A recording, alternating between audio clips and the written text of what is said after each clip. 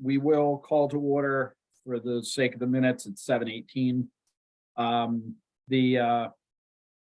So call to order, call the roll, Gina Stino. I'm seeing her as connecting to audio, so she'll check in when she gets here. Mike Barclay, Present. Fran Collins, Yep. Patrick Kennedy, ping me, he'll be late. Mark Maggi, ping me, he has a conflicting appointment this evening. Ellen Mar, Present. Mary McGoldrick, Present. Meg Wheeler, Present. and Rob Hillman present. We have a quorum.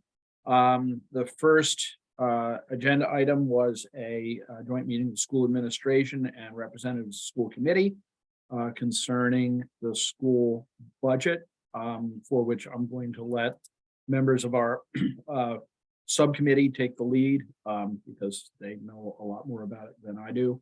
I will note, though, just for the record, that 3 or 4 years ago, one of the primary problems that we had as an advisory committee of doing our job was a delay in the process of getting together with the schools until very, very late in the process. So this is a huge improvement, and thank you very much for getting us here in early February rather than the very end of March. So I really appreciate it. I appreciate the work that our subcommittee's done, and I look forward to making popcorn and watching the meeting for a change. So Mary, do you want to take it over? Sure, I can lead off, and Ellen, you can jump in too. So everybody on the committee here received all of the budget presentation materials that the school committee and the school administration has put forward to this point. So Ellen, do you think the best thing to do is to start with questions, to do a general rundown? What do you think we should do here? I think maybe, Patrick or Sue, if you could just like recap you have two numbers, one with full tuition, one without, what the increase is. And then maybe we'll dive into enrollment and, awesome.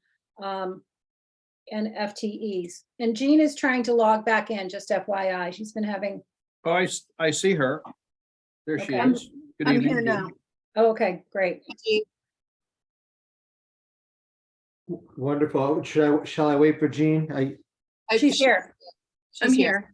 Yeah. So hi, Jean. So Hi. excuse me. Seem to be a little. I'm like a little off, a little behind, or a little ahead. Hopefully, I'll get on the right pattern. Ellen, if you'd like me to and Sue to start basically doing a high-level overview, and then we can maybe just move kind of quickly through this. Would that be helpful to everybody?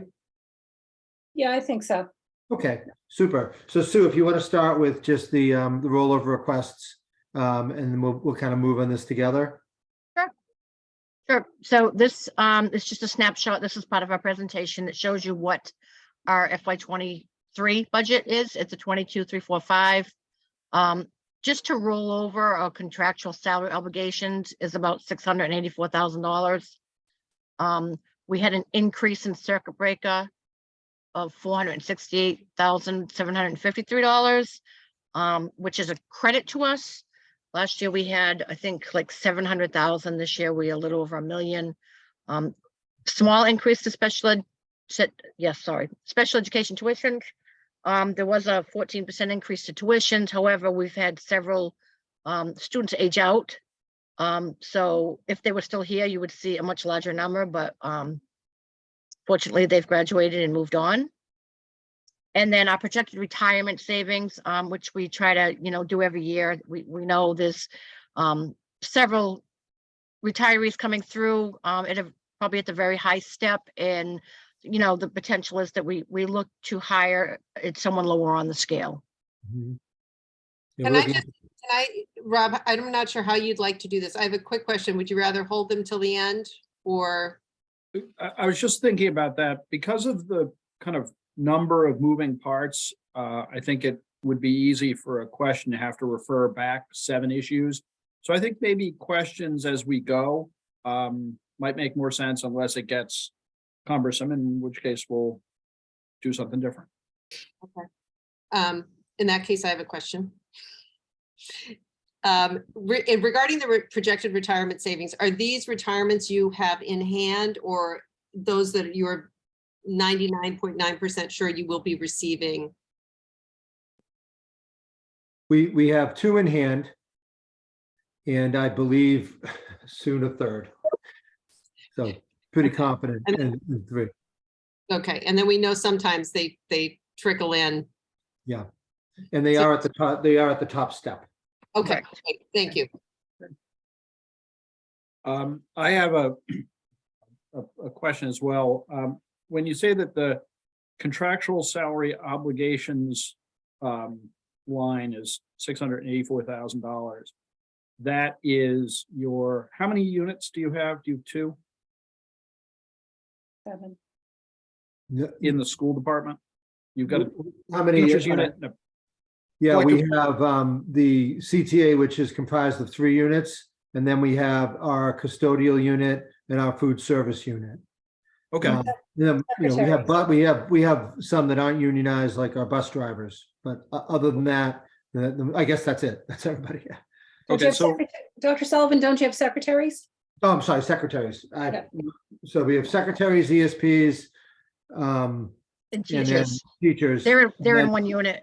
Then the custodians and food service. So we have 5 units. okay, and you settled all those contracts just this year, right? We did all 5. So, Do they all have the same COLA. COLA, if you will? What is it for this year? 2. Two, okay. So now, I mean, the question I meant to ask was, what I was looking for was the contracts with steps and lanes, which would really only be the Unit A contract, right? Well, No. no. Are there- These have, how many steps? 4 steps? The Oh, yeah, they custodian- have. they yeah, have they'll steps. Of course. They have steps, but It's- not it's lanes.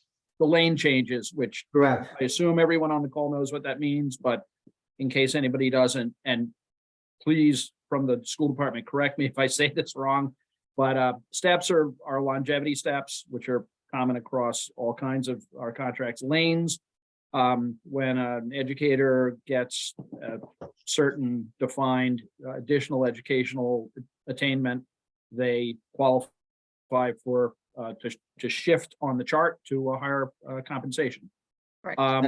Correct. Which must be hard to predict, I assume, or do you have a kind of a, well, let me not make the conclusion, let me ask the question. How is it that you project what your increased labor costs due to lane changes will be in any given year? If you can. Do you want to Well- go? for that one? So it is hard to project. We do have, we asked that they put in their request to take the courses ahead of time. And we have certain deadlines of when they have to complete the courses and then get reimbursed. Many times I see they put that request forward and then they don't always complete them. You know, especially through the COVID, there was a lot of staff that put in for classes and coursework that didn't complete them. So it is a hard one to project the lanes. You We would- actually, we have a line item within the budget that helps cover that. We have 2 dates, September 1st and January 31st, when the columns, if you will, kind of kick in. And there's a date. It's funny how soon I forget this. I used to do this. February 15th, Pat. There you go. Yeah. There you go. Oh, I forgot. I have Leslie here. Leslie can tell you exactly the date where they have to submit a letter telling us that they anticipate a column change. I was really just more curious about how much of a driver that is to the overall contractual salary obligations. It is certainly a driver. It does, I mean, we do use that number to project the salary obligations for sure. Okay, I don't know, Sue, how much that equated to in terms of increase this year. The ones that we knew of are included in the contractual salary obligations number. And like I said, some of them put in the request. but don't actually complete it in time. Yeah, Um, Okay. Thanks. I thank you. I feel like you answered my question fully. Thanks. Jean, I see your hand up. Yes, can you tell me how many steps there are currently? Is it still 15 or are there There's more? 16 steps. 16 steps for the teachers. Yes, And yeah, and then of course we go to it's bachelor's, master's plus 15, master's plus 30, master's plus 45, master's plus 60, and then we have a column that includes a 2 masters or a CAGS or a doctorate. They're all under one column. So that hasn't changed at all, I don't think, since you were there. right. Okay, can I just interrupt for a second? Is Patrick Kennedy among us now? He requested to get in the Q&A. Yeah, he should be promoted as a panelist. He's a member of the advisory committee. So I tried to do it. I'm not sure that I was successful. Patrick, are you there? All right, we'll work that out. I'm here now. Excellent. Okay. So we interrupted you about 4 times. Patrick Sullivan, superintendent, please feel free to go ahead. Okay, I don't know if there's some questions. I see hands up. The hands. I do not. I don't know why. I see Mr. Collins, Ms. McGoldrick, and Miss Marr have hands up. Okay, well, why don't we start with, oh, there we are. I'm sorry. Why don't we start with Fran and then Mary and then Ellen. Are these steps automatic or are any of them merit based? They're automatic. The steps are automatic based on longevity. So, you know, if you complete a year, if you start on step 1 and you in your first year, you move to step 2 in your second year. But people come in different steps depending on their experience within the educational profession and their position. So within 15 years teaching, you'd be at the top step then? Yes. Yes, if you started at step 1, if we hired you at step 4 or 5, obviously it would be less, or whatever we hire people. We try not to, if at all possible, hire people at a very high step, but sometimes it does happen. And a lot of it has to do with the supply and demand for particular jobs that couldn't drive that. You know, it's just sometimes easier to find a history teacher than it is a physics teacher. And it just sort of kind of runs that way. All right, thank you. That's my answer, yeah. Mary? Just a quick question in terms of the contract, is it, you mentioned it's 2%, is it 2, 2.5, 3? That's Yes. correct. Thank you. Ellen? Yeah, I was just gonna comment on the calculations for column changes. And we talked about it in our subcommittee meeting a little bit. Mhm. And I think you had indicated that the teaching population has migrated. And if you picture the chart, you know, with your columns across to the right with your most education and your steps going down, that a large portion of the teaching population is in the bottom right quadrant. Yeah, I was thinking we might have had it in this presentation. Do we have it in this presentation, Sue? Now I'm confused. I know No, that was I think that was in the questions that we had responded to, that they had Right. asked. So when your population is in that quadrant, so to speak, in the steps and lanes, it's harder to move and increase your income because you're already there, if that makes any sense. You know, you're already on step 12, 13, 14, or 15, and you're Oh, already yeah. at master's plus 60, CAGS, doctorate. And it's cyclical, I think. Yes. A few years back, our staff population was much more centered in the steps and lanes. So we had a lot more movement across the lanes and down the steps. And I think that population is aging. You are correct, Ellen. And if you can see the under number 2, there was some questions you had about rollover. And Yeah. if you look, it says FY23, and this goes to Mr. Collins's question as well. We have 72 at the top step, FY24, 88 at the top step, and FY25, 92 at the top step. Yeah. This gives you a Thank you. sense. So that's good, just in the sense that even though the contractual obligation will go up. The steps and lanes will not go up Right. as much. As So, much, correct. okay. Good news, bad news. Okay, Mr. Hillman, Rob, shall I move Yes, on? please do. Super. And these are our requests for this year. We can get into the reasoning. I know you've hopefully had a chance to view this presentation in full, but the staffing requests, a lot of them have to do with our positioning coming out of COVID and what our data tells us, specifically MCAS data tells us needs to be our focus in the district. We've done a lot of work supporting our ELA program over the last couple of years, and we're right now in a situation where we're looking at our data in math, and we're seeing a district-wide need for support positions in math and for some extra positions in math. So you can see a definite theme throughout this, but and then we've made a commitment to try to keep the third grade, which last year we helped out the second grade. This is the grade, if you go back and you think about COVID when it hit, they were kindergartners, and we've seen a real need to support them because of the sort of the lack of early numeracy and literacy that they experienced compared to our other students who had those services more fully and more in person, and quite frankly, in many cases without masks. I think, it's very hard to teach reading with a mask on, and particularly virtually. So, virtually is hard, mask on is hard, and that was a very difficult time for us. So we're making a commitment to try to keep those classes low, and that is the third grade teacher. We can get into this more. And then you can see the adding of the math specialist at Osgood, that's a 0.5. Same thing with Deer Hill, if you skip down a bit.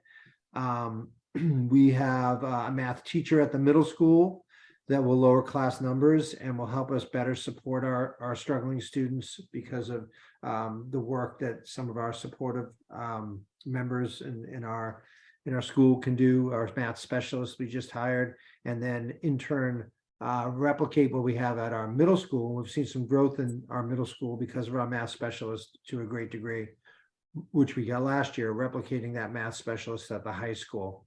And the other positions to kind of round it out, we're adding a preschool program, which will make us we now will have 2 programs. There's a demand for that. We've had to wait list up to 23, 24 people annually when we do have a request for a preschool, and this, I believe, will be able to fill our projections. I'll be able to fill anybody who wants it will be able to fill it. We should not have a wait list with another added preschool, and there is an enrollment factor in there too, which will help offset some of this. A preschool ESP to go with that preschool teacher, and then we have a need for a 0.5 athletic trainer, and we do have right now an athletic trainer, but the problem with that is that the MIAA requires that that athletic trainers are present during football and at all football games. So that athletic director has to travel with our football team, and we basically leave the rest of our sports unserviced by an athletic trainer. So that, I think I said athletic director, I meant athletic trainer. So we will that's that need. Right now we do not have a library ESP at it's really the high school and middle school. We are filling that with volunteers, and our combined middle school and high school library media specialist teaches and does a lot of work with both high school and middle school, particularly middle school, but this would have someone who would be able to do a lot of the work that is needed in a library while she's able to teach her classes. And then the custodian, we're going off of a report that Sue can talk about it if we want to get into the nitty-gritty, but that said we needed several custodians some years ago, and we're down to really just needing one custodian at the middle high school to fulfill the needs of that report. And what we found is, based on work schedules and talking to our lead custodian, is that report was just about right. They sort of nailed it in terms of our needs. So we'd be requesting the addition of a custodian. So we can dive into any of these at the request of the committee here. So I guess I'd leave it to you, Mr. Hillman, to determine. I'm just thinking with the next slide here. Oh, well, you should Oh, probably. the whole- I'm sorry to interrupt. Unless this links to the prior slide particularly, I'm sure that there'll be some questions about that, but you tell me, would it make more sense? I think it'll make more sense to see this, because this does link to the other slide, because this fulfills all of our needs. We're also, these are positions, but these are also, they're not positions as much, but they're adding to our budget. So I think if we talk about all of it, and then we have two numbers we're playing with here. We have we did as you all know, I believe, we had a school facilities report that was done on all of our schools by an outside company, AI3, and they were paid for in request from our school facilities committee, which again is a town chartered committee, which has members from the town moderator, the board of selectmen, and select people, and then the school committee. And that they were able to commission this group. Part of that commissioned work was a security report, and one of the things that the security report really asked us to look at strongly was to have dedicated personnel. They actually requested in each building to be able to really take on the responsibilities of watching cameras and checking exits and entrances full time, as opposed to having a secretary or an administrative assistant try to do that while juggling other things. This particular effort is to increase the salary of a current employee, to allow that employee to do some during the day work watching cameras and really doing walks to make sure that our facilities are secure, in addition to all the other things we have.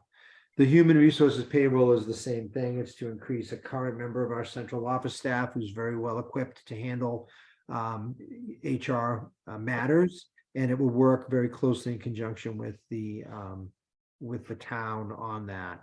A bump to just make her role, and we do have a person chosen for that, more robust in terms of what we do from a face-to-face perspective at the schools, and how that'll interact to what happens at the town.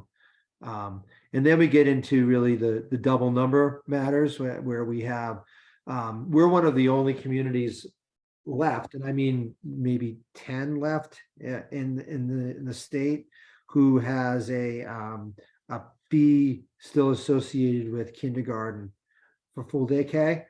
And we've been trying to chip away at it, knowing that we had some other more pressing matters that, from an administrative point of view, well, we have an opportunity with Chapter 70 reimbursement, and Sue, if we can get into that if needed, to potentially have full day kindergarten if we make the leap. I'll show you on the next screen, and we actually made it free with 300,000. So the two numbers we're playing with are a small reduction, which would be 50,000. That's continuing the process, or really go for it and and make it free. And then that will be, for all intents and purposes, working with the town in terms of our town equation. It could mean a fully reimbursed free kindergarten situation in FY25. So it's an investment short term that gets reimbursed through Chapter 70 money. That's a new thing that I believe that Chapter 70 money affords us, and we have good word that indeed could happen for us. So the two numbers we're playing with, you can see this is with the whole kindergarten, and then if I go back one, that's with just the chipping away 50,000. In addition, we have $272,188 that is earmarked for increase of supplies and materials to art and math. We have a cycle, curriculum review cycle that we've established, and math. And it doesn't mean that we're going to have a big expense every year, by the way, but these are curricula that haven't been looked at in quite some time.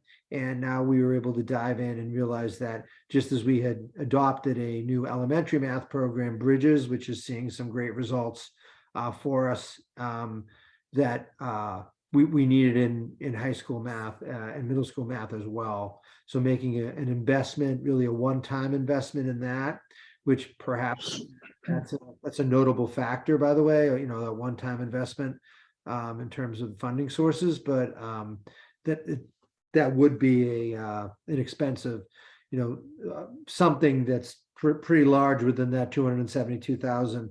That number also includes materials for arts, which we're reviewing the curriculum for PK to 12. So math is being reviewed 6 through 12, and arts is being reviewed PK to 12.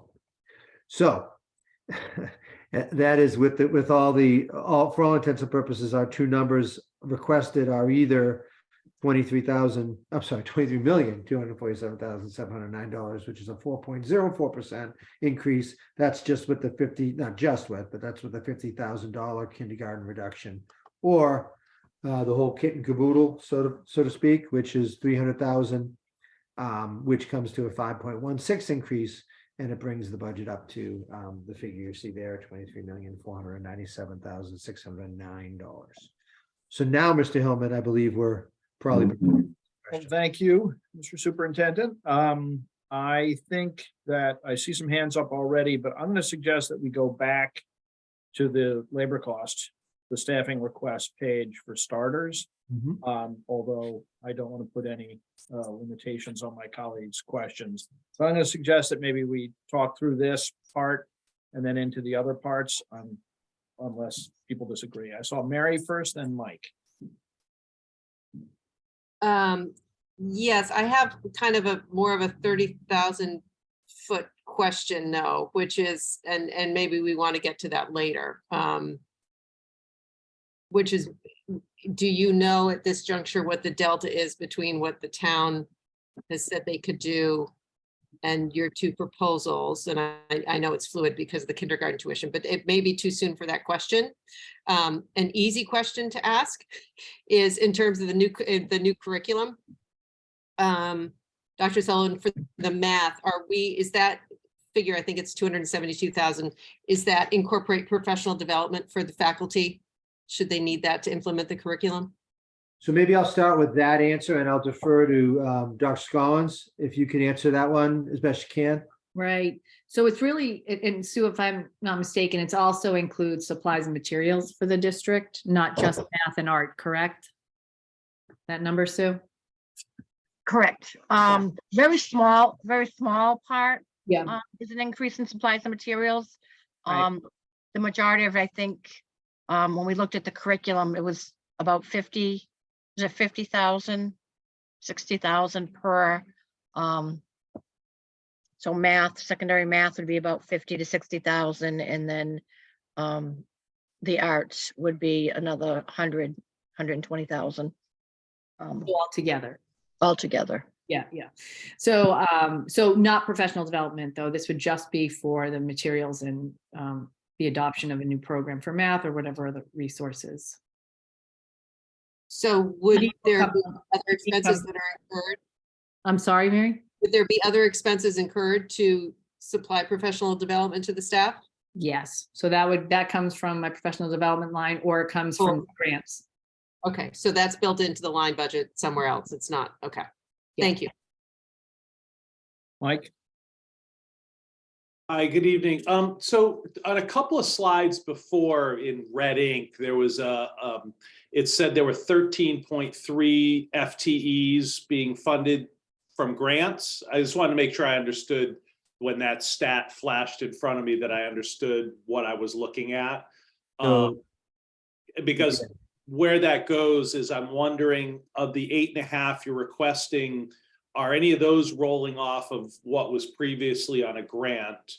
Number one, and then number two, that 13.3 stat from grants, will those be future requests for permanent positions when the grants roll off? Those are excellent questions. Sue, I believe the first answer is, and I can go back to that slide if you'd like. That actually was another document, Mr. Barclay. That was we had some very, very nice questions from the subcommittee that we answered, and I put those in red ink, but we can certainly touch on that if the question is about FTEs and we want to get into that. But I don't believe any of these are funded from grants currently, if that was the question. Yeah. And if I'm wrong on that, Sue, please correct me. No, you're right. You're correct. Okay. And then I believe, what was your second question? It was similar, but it had a different inference. Well, I think it was the answers to the questions where I saw that stat that there were 13.3 FTEs. It kind of flashed by quickly, but I was trying to understand if those are being funded from grants that may in future years become part of the budget or part of an ask. Yeah, There that is a- right there. Yeah. Yep. I can answer that. So there is only one. I mean, most of the grants are special education grants, which luckily increase every year for us. So they don't ever go away. Those few grants, they won't ever go away. The only one that we have seen a decrease in funding each year is the Title I. We probably started out with a 1.0 FTE years back. Can you tell us what Title I means? Leslie, do you want to talk about Title I? Or just, I'm conscious of, and I'm sorry to interrupt, but when, people start using terms of art, not everyone is going to understand what you mean, Right. including principally me. So indulge me. Mhm. Yeah, so we receive a few federal grants. Title I is one of them, and then there's a Title II, at least ones that I manage, and Title IV. They're federal grants, and they are meant to help out districts, but they are based on your free and reduced numbers, so your free and reduced lunch numbers. So it's a number that has decreased over time because our rate of students who fall under the free and reduced lunch number has decreased. So that number decreases, but it's to help with academics right. So that's to support students, buildings that have a higher rate of what they would consider poverty. So Okay. to help kind of balance out. Yeah, Title I's a low income. It's a grant Low income. added Yeah. for considerations of low income. Now, the irony for us is that sometimes irony may not be the right word. Misfortune is that sometimes, from a budget perspective, is that sometimes we're like literally right on the edge of receiving. It's whatever the percentage is. It's where and it's all projected by free and reduced lunch and who qualifies for that, and we're always right on the edge of the formula to give us enough to fund like a full position or really basically nothing. And it's very difficult. And lately we've been trending towards the not very much number. So it has, over time, it's shifted even and I've been here, this is my 6th year in Cohasset, and it's shifted since I've been here. We used to be able to fund a full position and I believe a half another position. And now we're just not able to do that. I think that probably tells us quite a bit about affordable housing in Cohasset. Perhaps, yes. So I interrupted a lot of people, for which I apologize. I think it was Mike's question, so I'll let him walk Yeah, back yeah. into it. Yeah, thanks. And Patrick, if you could call me Mike, not Mr. Barclay. Oh, sure. No problem. Thanks. We're Mike. we're an informal committee. Yeah, Yeah. absolutely. Oh, but please call me Pat, not Dr. Sullivan either. Okay, all right, deal. So when we're looking at the breakdown here, you got 216.1, you're requesting 8.5 for 224.6. of the other ones, the 25.5 and the 13.3, are those two second buckets, or second and I guess third and fourth buckets, subject to steps, or I guess I'm just trying to think through, as the base grows and we continue to see steps, what the potential impact could be down the road, or 2 years from now or something. Mhm. Sue? Yes, so the answer to that is yes. The grants, as I said, the majority of the grants are, one of them is Metco. So each year we do get an increase in Metco. That does fund 1 or 2 positions, and then the special education grants increase each year based on our special education needs. So those FTEs do have steps and lanes, but because those grants increase each year, we kind of cover the cost in the Director of Student Services, also can balance out what she requests of the grant when we put in our applications. So, if salaries go up, then she may decrease some contracted services in there, or supplies and materials in there. So it's kind of a balancing act. And the same thing with the revolving account. Those, are usually athletic, transportation, kindergarten, and same thing. There's several staff, there's 13.3 in the grants and 25.5 from revolving. But most of them have steps and lanes. If they're teachers, it's not a lot. Like for kindergarten, for example, we have 3 teachers, so they do move steps and lanes. We have 3 kindergarten assistants. They just have their steps. Okay, that's helpful. So under the, just last question for me, and thank you, this has been really helpful. Under the scenario that things got really tough, would you have the, did I kind of surmise correctly that in the revolving and the grant areas, you would be able to flex down if you had to in those areas, if, the economic backdrop got really rough on us?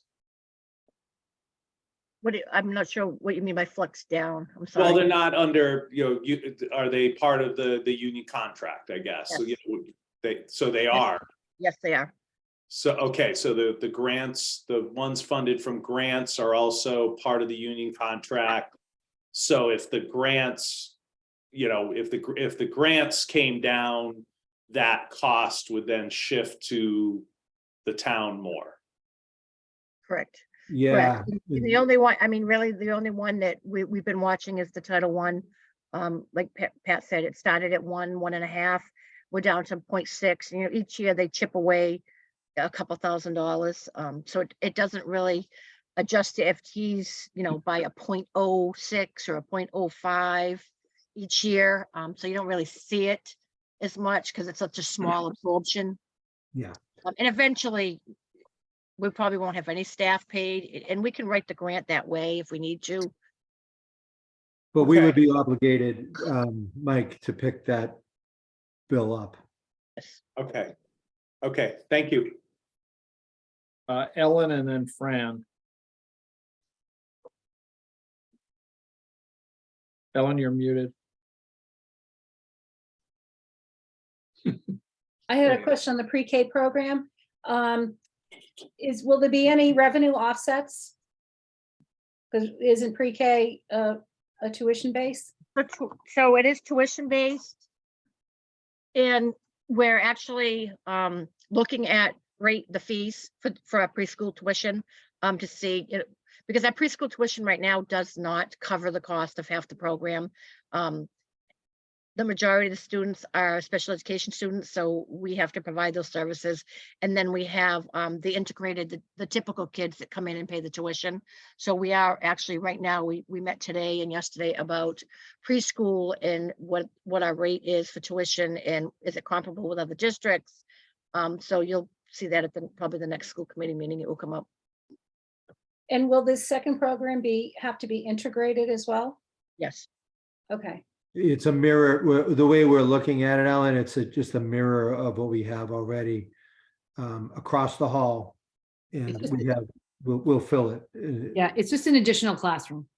Okay, and is the wait list that you've experienced in this program, have those children not been able to be accommodated by the private preschools in town?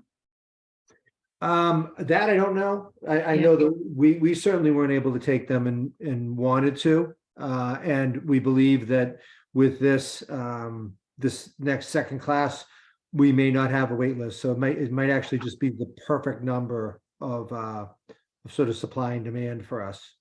May I chime in on that? Of course. Sure. In my experience, just as a mom talking to other moms, a lot of people are applying to both the private and then the pre-K program at Osgood, with the ideal scenario being their kids get to go to Osgood and eases transition. The kids are in the building. I feel like for social, emotional, it's like such a nice addition to also having a preschool education. So a lot of families are applying to both, Caritas or Community Center or wherever, and the Osgood program. And then if they don't get into the Osgood program, they'll go to the other one. But I think any mom I've ever talked to, if they got into Osgood, they were going there and having celebrations and, text chains just woo-hooing about it everywhere. So we would have the numbers. It's a great program. As you know, Ellen, really good teacher there, and we have high hopes we'll be able to replicate that across the hall. Thank you. Fran, then Mary. Yeah, my question is back on your full-time employees. I understand about the funded from grants, but what is revolving? What does that indicate? Sue, you want to explain we have revolving accounts in a few areas, and I'll let Sue define revolving account and kind of explain where they are. Sure. So the revolving accounts are exactly what they call, they revolve. So for Money. kindergarten, we have kindergarten who pay a tuition that goes into a revolving account.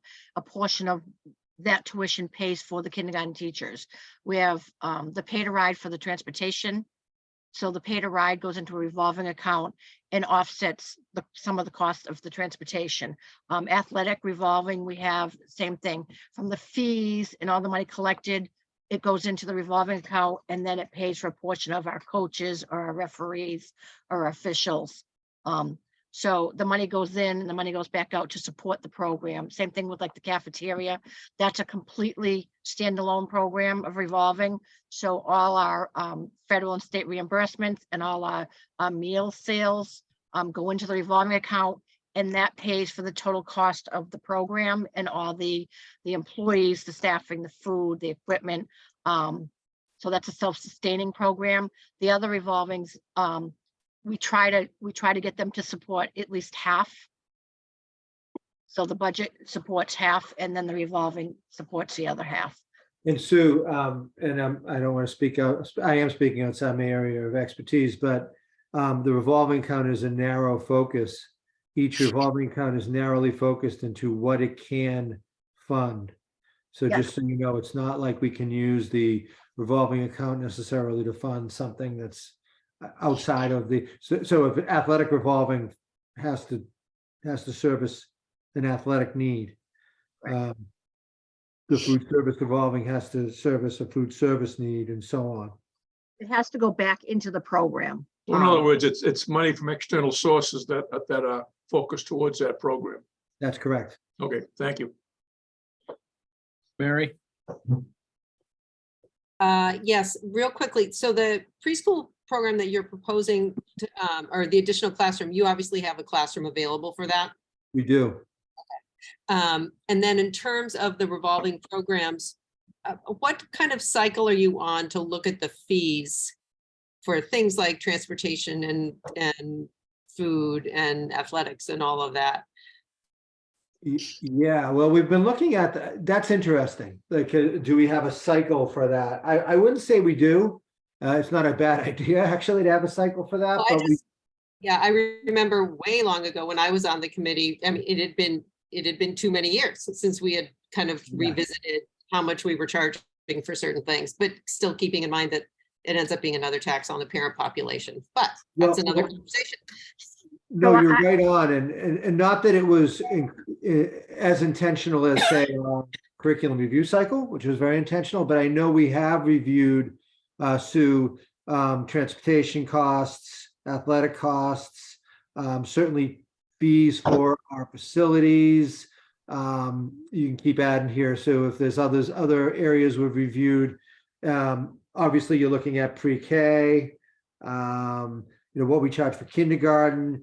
Because we've been pushed on some of these areas, and I'm not saying that's a bad thing, but it has created we've done the due diligence of making sure that we know where we stand with these fees. So I don't know, is there anything, Sue, that we haven't checked into that we have for a fee at this point in terms of what our rate is comparatively?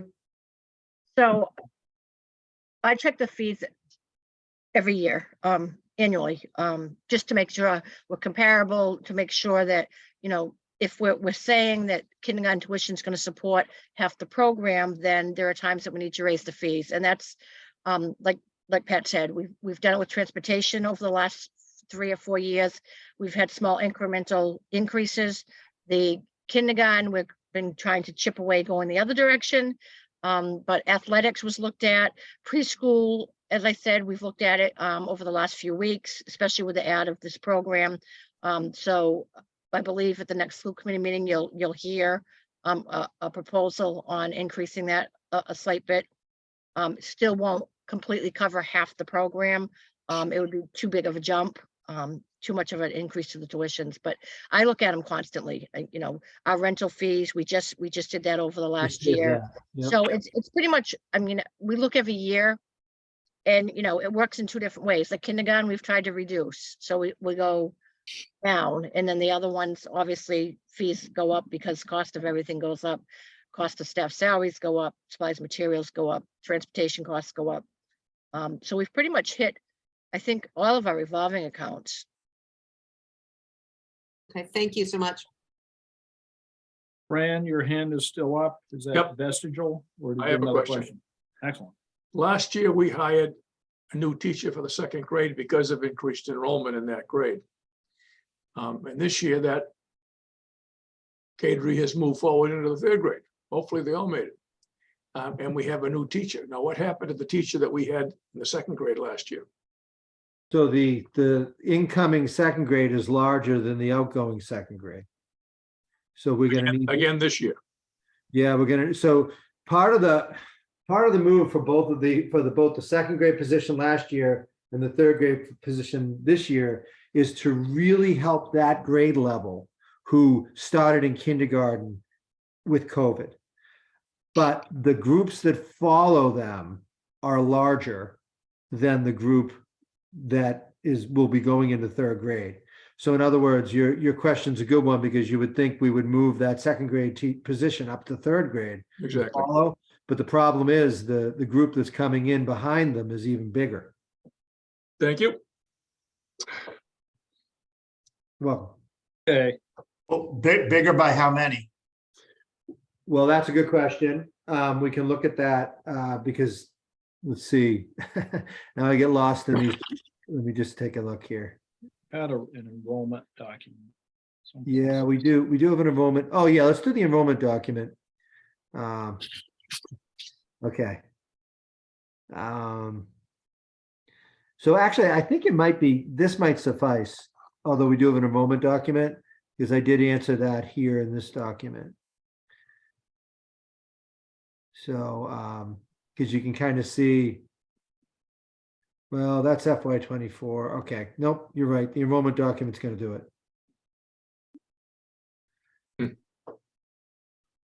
Here we go. Okay, so Sue, help me out with this. So what you're looking at right now, to the left is current as of January 1st. So it's not October 1 enrollment, it's January 1st enrollment. And then the document to the right is next year's class sizes. So you can see the numbers. These are class, these are numbers, right? Okay. And that's, just to clarify, that's starting line 8 is starting with pre-K. Correct. Okay. Right. Yeah, it's just Can you because. go over to the right? Does it show the grades or no? Uh, The left, I'm sorry, the other right, the left. They're not on there. I looked.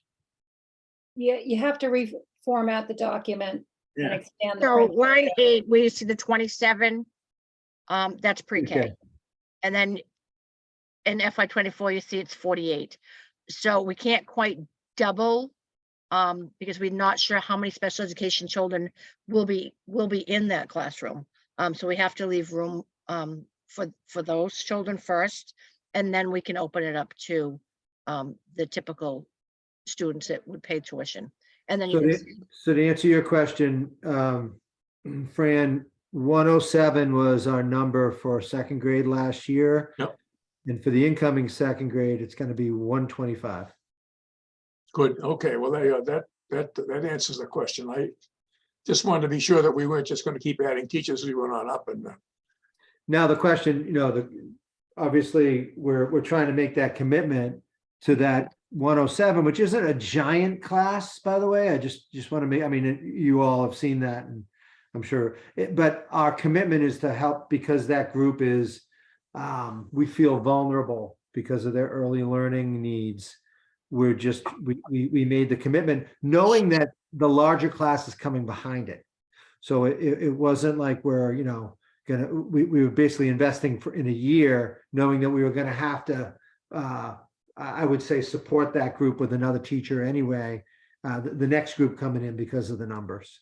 I've seen the same thing at Mass Maritime where the kids that were stuck at home during COVID and couldn't attend classes. And yeah, Yeah, it's real. Okay, you. Rob, I don't know where we are now. I think Ellen has a question. Well, if we're gonna stay on an enrollment, or are we gonna, Whatever, Rob, what would you like me to do? Did I lose Rob? Oh, Rob, I think you're on mute. Sorry. Or maybe something wrong with mine. No, it was me. Okay. If Ellen has a question about this slide, let's leave the slide there and ask the question. okay, so, if we take out the increase in the pre-K, we're essentially looking at, about the same enrollment, maybe a little bit less. I guess my concern is that in grades K through 12, there's no accounting for any attrition to private school, either going into the middle school level or going from middle school to high school. And the rest of this slide, if you open it up, which was very helpful, goes back to FY17, and this is some, stuff we grappled with. I'm sure Jean and Mary remember. We had a drop off of 5 kids from 8th grade to 9th grade in FY18, 14 kids in FY19. We picked up 6 kids in FY21, and we dropped 2 kids in FY22. So I just, the fundamental components of school budget planning is enrollment and FTEs, and we're not accounting for what we know historically has happened. And so I think your enrollment number might be over projected. Yeah. The other thing I can add to that, Ellen, is, to drop 6, if we drop 6 children scattered over 12 grades, it's not going to make a difference of a teacher. Because Oh, no, I'm not suggesting that it would make a difference of changing a staff, and you can look, the big drop off is usually 8th to 9th grade. You don't have them migrating out of every grade. And I'm not advocating that you drop a staff member. I'm just saying from a forecasting place, to not account for attrition when we know historically it occurs in one degree or another. I just don't know if that's going to serve you well down the road further in this process. That's all I'm saying. Oh, I get it. Thank you.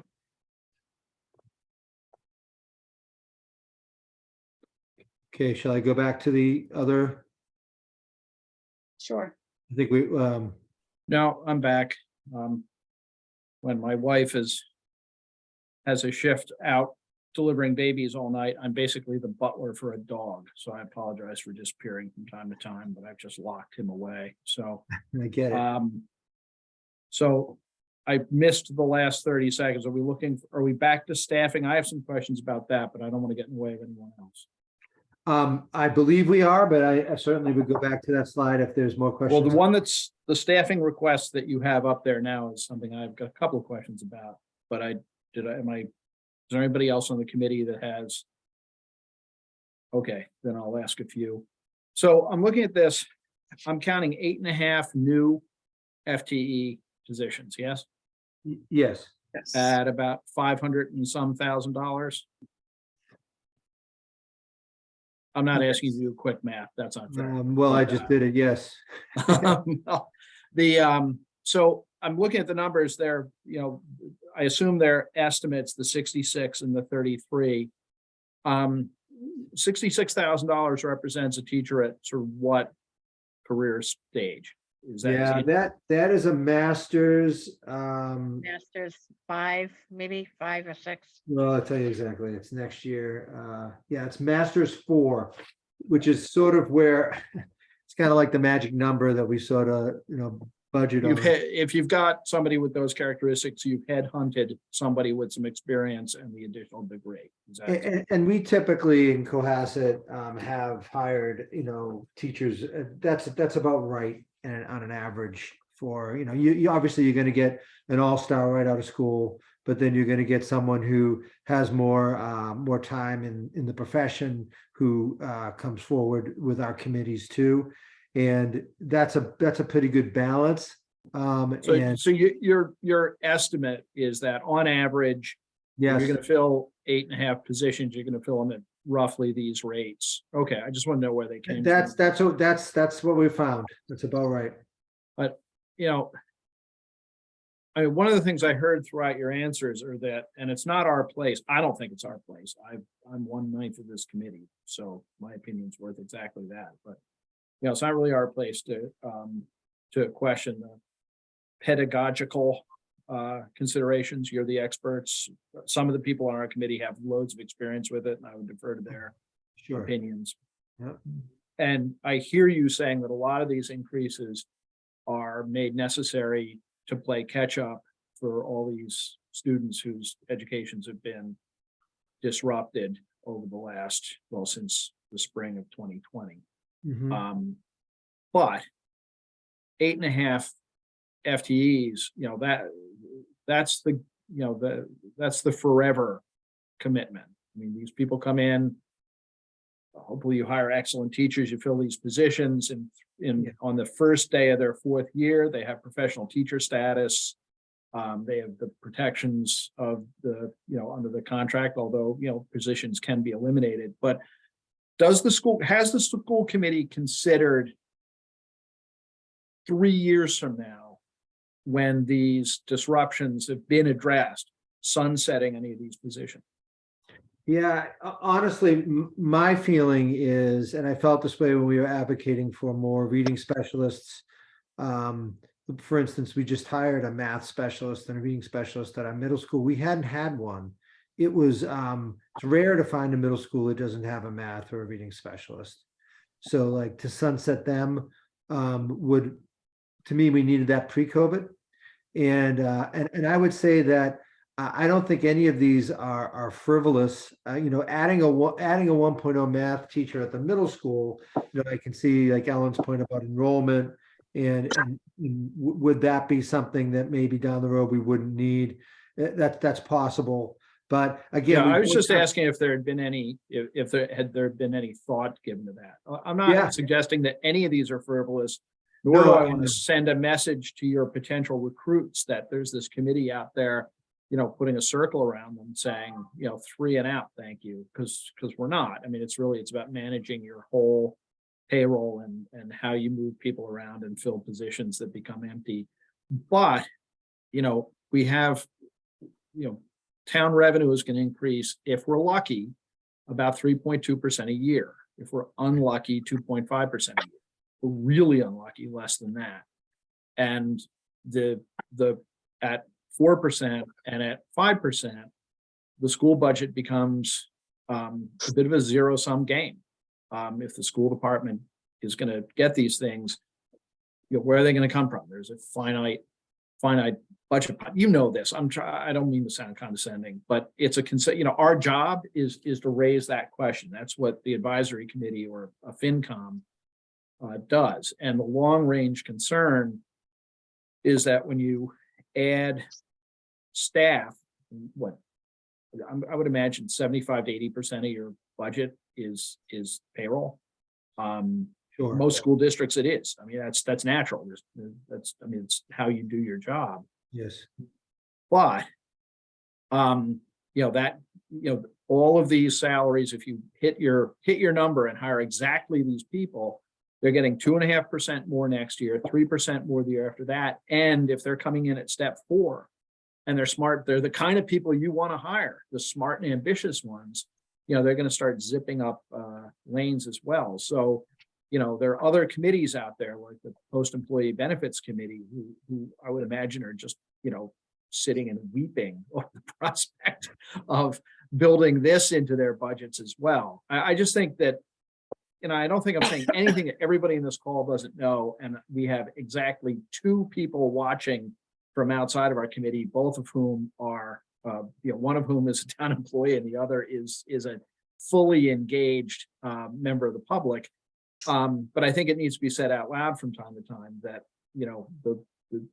this budget, it's going to be difficult. And hopefully we can cooperatively work to get to a number that fits within the broader budget.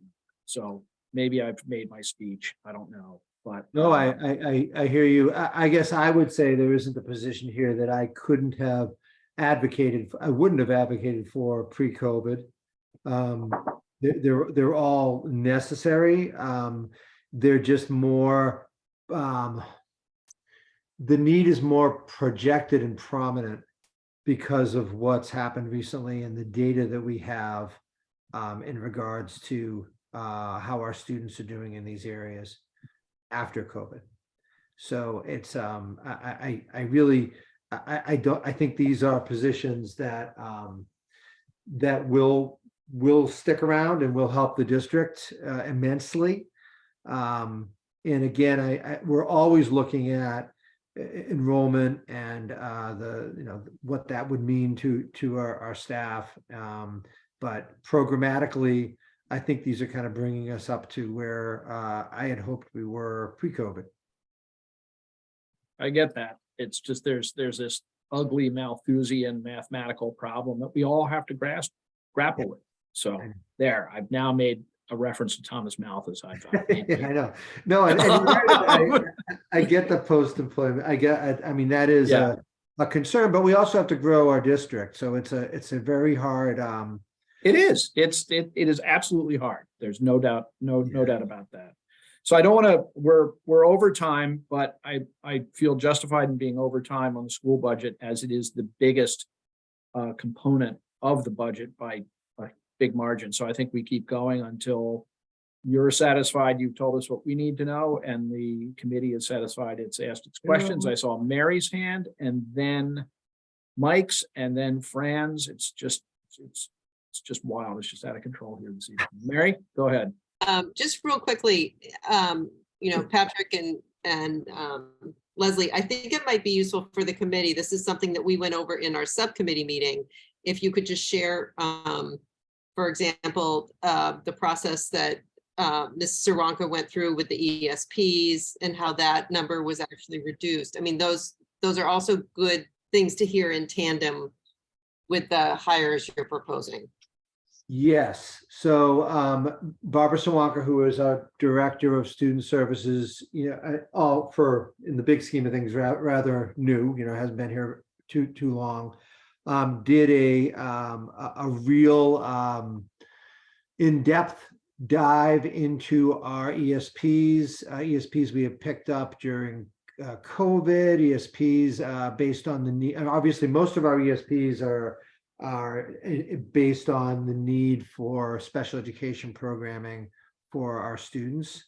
So we looked at that very intensely and thoroughly, and we were able to narrow down some of our ESPs somewhat through attrition. As ESPs had left, we just didn't hire new ones because we didn't need them.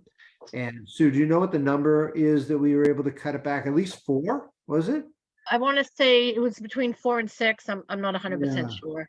And that was just, really looking at what did we need based on our special education needs.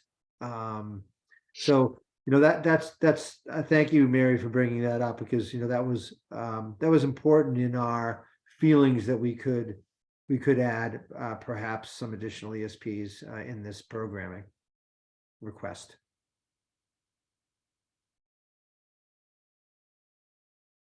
That's all I have to say about that. Okay. Mary, are you good? I think it was Mike, then Fran. Hi, so somewhere I'm trying to thumb through all the material that you all provided to us. There was a chart that stacked up Cohasset versus other towns on the MCAS scores. And obviously a couple of them were our neighbors. And then I think you threw in Dover, Dover, Sherburne. And I guess first question was, why did you pick Dover? Or is there a wider, statistically speaking, a wider opportunity set to compare? And then the next question / ask is there some metric that we can compare all the schools on, either average class size, dollar spent per student, or something like that? I think that would help just frame out the understanding of, the need and where Cohasset really stacks up against these other towns. There is, in the Department of Elementary and Secondary Education, DESE website, has all that information readily available, and you can actually compare districts one-to-one on a variety of metrics. The reason we chose these schools, and they varied somewhat when we've looked at them in comparisons, is that they're either our neighbors who we get compared to constantly, or they're in our what's called DART, which I don't know, Leslie, if you know the meaning of the acronym. I can't remember, but I've lost it. I always think of it like literally like throwing a dart, and here are the schools that are like you. That's how I always consider it. I'm sure the acronym has meaning, but that's the overarching meaning to it. And they're basically they're comparable like schools that the Department of Elementary and Secondary Education have grouped for us to compare ourselves against. There are more that extend out, but this was sort of a mix that we thought gave we basically wanted to show we're compared to the towns around us. And, look, the area we're in is very rich in education, as is the W's, the sort of the Metro West area. And these two areas are very, very high end school districts. So, we're comparing ourselves to good schools, and we should. We should. There's nothing that should stop Cohasset from being number one on on all these numbers, in my opinion. I think that's what we should strive to, and we have the ability to do that. We were able to see, some dips in performance that were more substantive than other districts, for example. And we were able to see that in some cases, in terms of growth, we grew more than other districts as well. So this is just a chart that kind of showed, and Dr. Scollins, if you want to walk us through a little bit of the highlights and lowlights of it, it did tell us that, look, compared to some of the districts around us, there are some areas we're struggling in more than we should be. And that is definitely in tune with our budget requests. yeah. So to go back to the DART schools, the only two on this list that are not, but their surrounding schools are Marshfield and Situate. Dover, Sherborne, Duxbury, Hingham, and Norwell are considered by the Department of Education to be a school that they compare us to, just to help out with that a little bit. And then if you look across the top, obviously you see that it's, ELA, which is English Language Arts, and the percentage of meeting or exceeding expectations on the MCAS. And that's really how we look at overall data.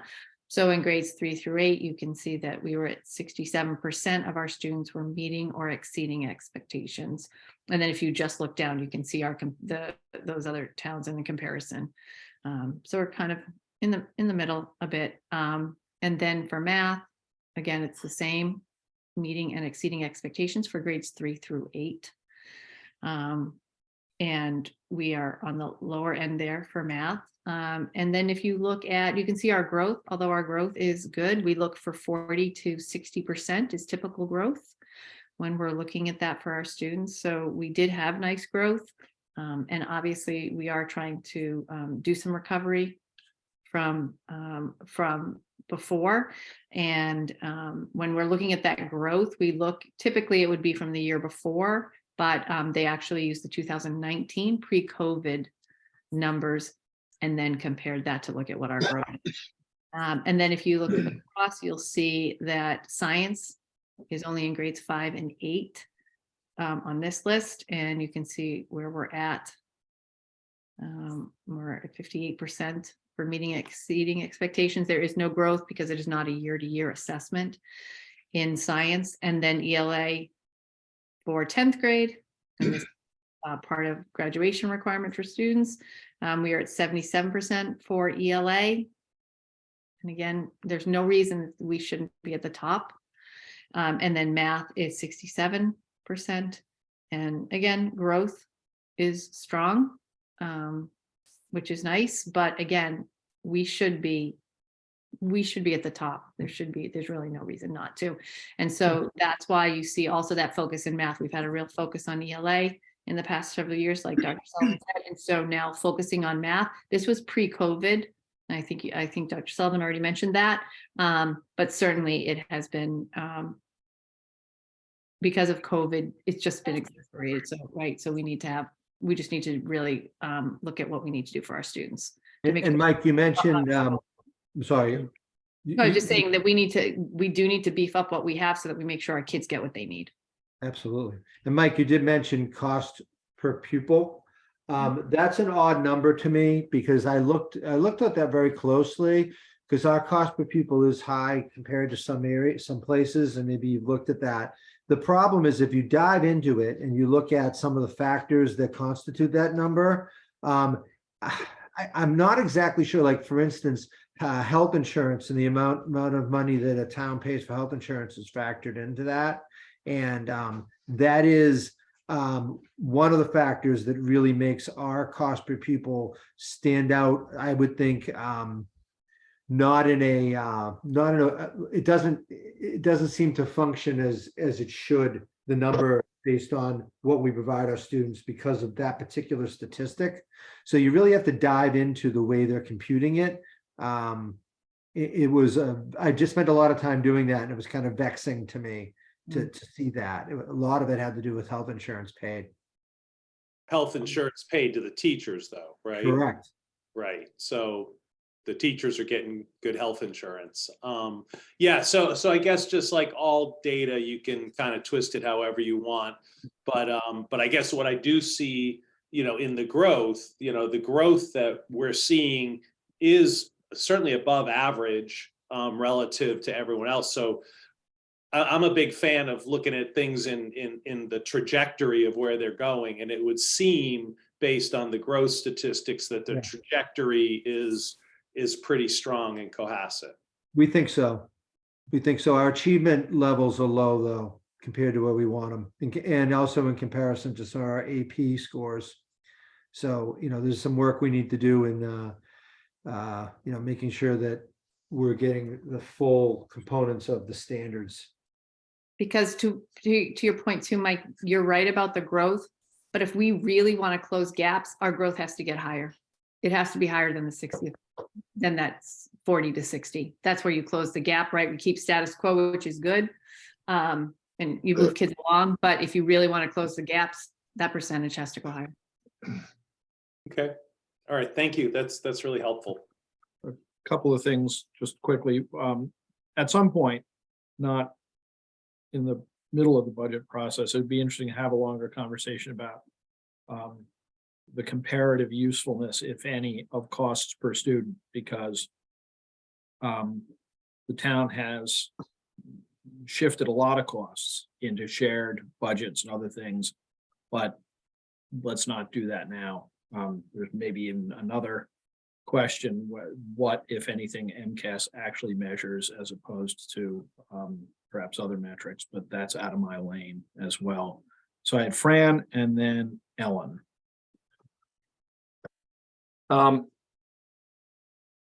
My question is on class sizes. I noticed on your presentation, a lot of the class sizes are small. Some of them as small as 14. I'm a product of the Cohasset school system, and back in the olden days, we didn't have awfully big classes, but we didn't have many with 14 in them. I can assure you of that. And if we need to keep a track on how much money we have to spend, how much we can spend, vice what the town can afford to give the schools without having everything else up as a result of it, have you given any thought in increasing the class sizes? And perhaps by that way, be able to eliminate a few teachers and save us some money that way. Now, one of my children had quite a bad ADHD problem, and it looked like he was going to graduate high school, and we sent him to a private school, and there was 4 and 5 kids in a class, and he was outstanding student of the year 2 years in a row out there, and he's a very successful adult person now. But that's what we had to do to get him through, because he just couldn't, his needs couldn't be addressed. So I appreciate small classes, but how big is too big?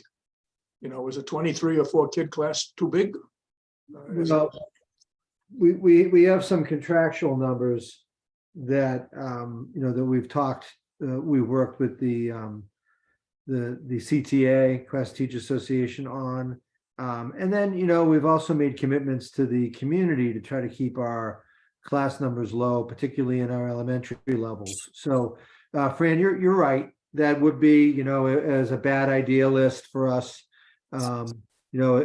Increasing class sizes would be something that would be a byproduct of cutting teachers, and it would be a way to do that. But I know that teachers will tell you that one of the most important, if not the most important, factors to successful teaching is a smaller class. I would say that would be second to excellent pedagogy. But I do think that it does play a role in it, and you obviously recognize that with part of your question. So I haven't really answered you. We've looked at it. We don't really want to do it if we don't have to, but of course that would be a way if things did take a bad economic turn, we'd have to look at. Well, I think, further to your comment about the teachers have what they have to say, I want to be sure that the inmates aren't running the asylum here too. We've got to be realistic and say, well, we just can't afford to have 14 and 15 student classes. That's just, that becomes, that's just an additional financial burden that can we, by reducing the financial burden, will we be able to fund other things that need to be, that would be very nice to have as well. I'm not a teacher. Well, I am a teacher. I teach at Mass Maritime, but I'm basically a marine engineer who knows how to fix things and build things. But I'm looking at how we're going to put this thing together, and we've got to keep in mind that the town only has just so much money, as Rob mentioned earlier on, and we've got to make sure that everybody gets their fair whack at the pile. And if I mean, these. I know I'm preaching to the choir here, but I appreciate what you're saying, and I wouldn't argue with you on that, but I would just say that the numbers here don't constitute 14 per class in the elementary level. There are some classes in our upper levels that have 30, and then there are some that have smaller numbers. Remember, some of the smaller number classes might equate to particular programs too that require smaller classes. I am proud of the numbers, the class numbers here in terms of delivering a good product of 21, 22 kids in a class, 19, but 14, in elementary would be very low. I don't think any of our numbers constitute that in the elementary. But again, there are selected classes and certain classes that do get low in the middle and high school for sure. And That's- Dr. Sullivan, I think it's important to point out that at the upper level in high school classes that have 14, those teachers are also teaching classes with more students, right? Like they have different sections that they're teaching. Yeah, That that's what I doesn't mean. It's represent their whole day. correct. It's not as even as it can be. We also have some spacing restrictions in some of our classrooms up at the middle and high school. You know, some of our rooms are very small. And that's also problematic, but that's a story for another day. Anyway, Okay, I'm mindful that we're way over time, but like I said, I don't want to not cover anything. I saw Mike and I saw Mary. Yeah, and I won't beat this dead horse too much longer, but you know, to Fran's question and my question around the comp schools that we're looking at, not just the amount spent per pupil, but class sizes too, because I've got to believe our class sizes compare pretty favorably to those other schools that were in the MCAS comparison. But to, like Rob said, maybe we dig that data up and look at it at a later point. mhm. Can I just also say that having taught in districts around here, our classes are a little bigger a lot of times because many of those towns have more than one elementary school or school for each grade level, and we don't. So, you know, like if you look at Situate, Hingham, Plymouth, a lot of those class sizes are smaller because their kids are divided over more schools, and we just have one for each grade level. So it does look very different in Cohasset, where we have, you know, 18, 19, 20, 22. I feel like my end of the alphabet kids, my kids are almost always number 22 in their classroom, St. Ange's. So like, there are a good chunk of kids, whereas I teach in Situate and there are 16 or 17 kids on average in each classroom, just to give a point of comparison. Yeah, we have five. I mean, my kids are in Marshfield. We have 5 elementaries here in Marshfield, and Osgood and Deer Hill would be amongst the bigger schools in Marshfield, if not larger than any of them, quite frankly. I think Martinson's bigger, but that's it.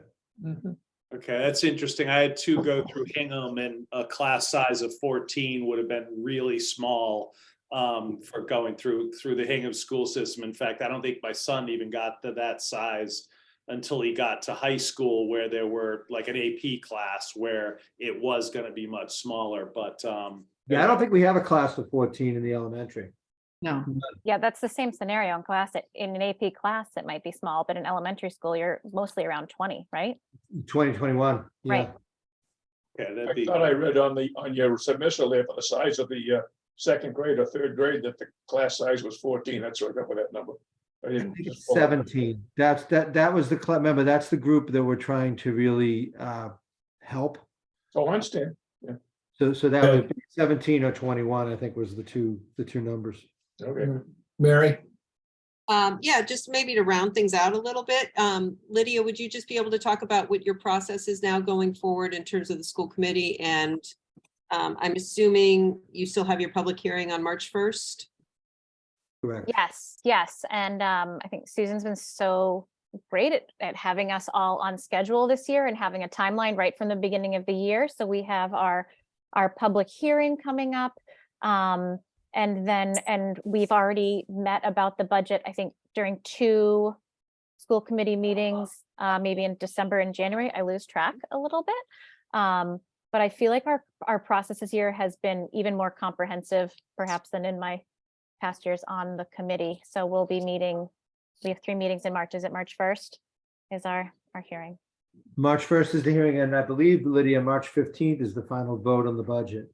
There we go. Yes. So out of our 3 meetings, 2 of them will be focused on budget in March. Thank you all. And I That's think that we use a really thorough system of making sure that our leadership looks at budget needs and data throughout the year. We meet at least 3 times, starting in the summer, to advocate for what is needed. And, you know, we have these conversations all the time in our subcommittee, our finance and facilities subcommittee, which prepares us well for when we have our budget season. We've done a workshop with the school committee in public session where, you know, we talk about basically what, just like this, but we go a little deeper into the needs and get their thoughts on, you know, what's important as well from a community perspective. Okay. I think that Mary's question and both of your answers are maybe a good place to wrap this up for our purposes now.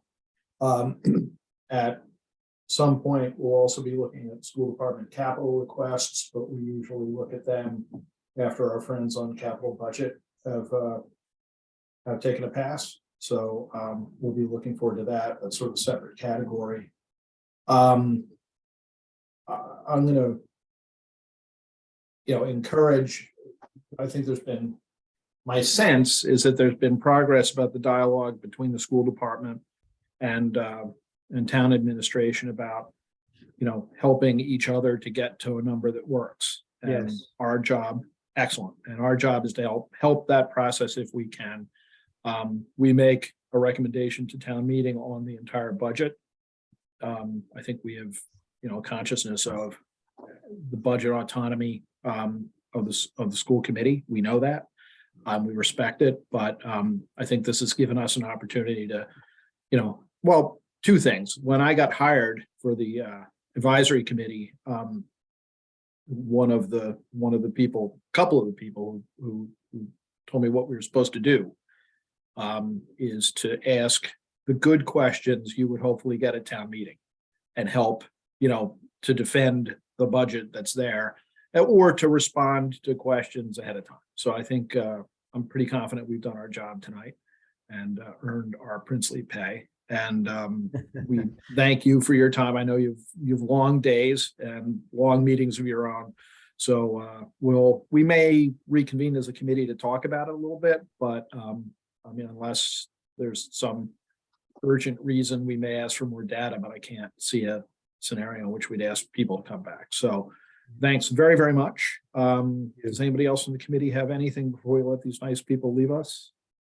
No, Thank you. Okay, well, as they say, you don't have to go home. You can't stay. Well, you can stay here. You just can't participate. Well, I'm already home, thankfully. That's Yeah, so thanks very much. And Thank you all.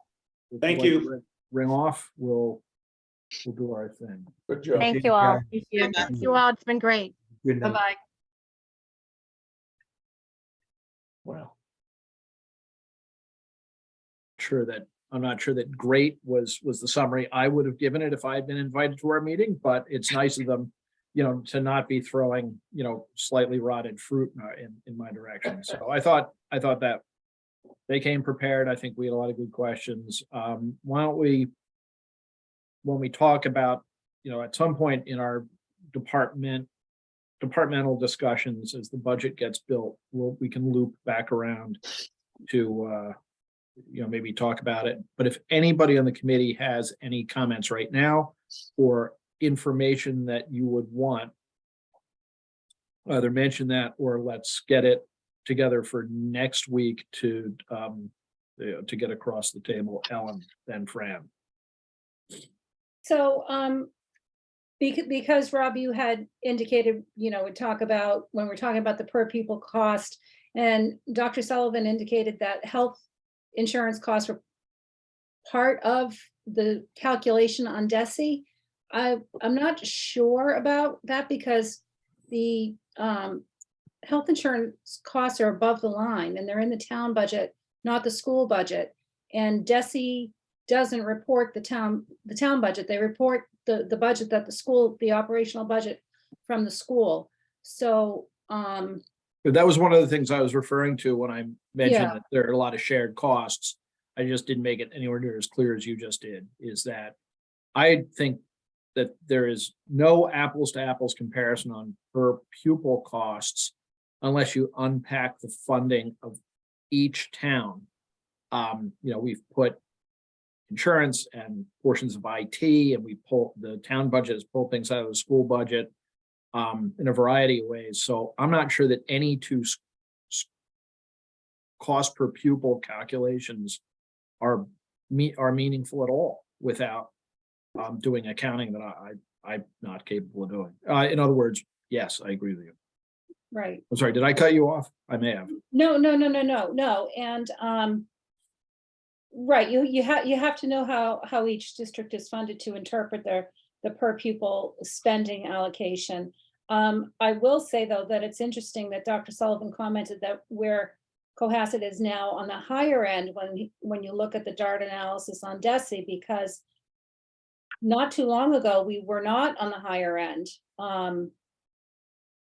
of per pupil spending. So that's interesting to me. The only other comment I'll make, and I tried to get to it on the enrollment conversation, is since 2017, we've had a 9.4% reduction in student enrollment, pre-K through 12. Okay, 9.4%. And with the FTEs being proposed, we're going to have an 8.6% increase in FTEs. And that's kind of diametrically opposed to good school budgeting. And my former colleagues on the school committee can chime in. I'm not saying that their needs aren't real and aren't valid, but there's no check and balance on that. And I just find it concerning.